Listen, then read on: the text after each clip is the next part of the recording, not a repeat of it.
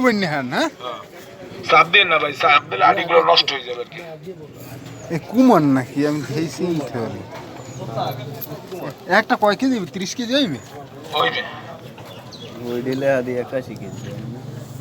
তিনজনে ধরে নামে একটা কুমার উনি করে 81 কেজি ওই যে ডোয়ার যে কান আছে তো 30 কেজি কেজি কয়ঠারি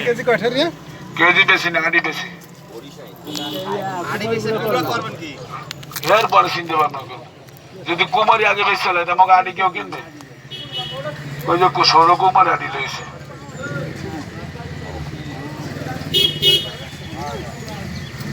ভাই আমি যেটা বলছি ব্যস্ত দেন না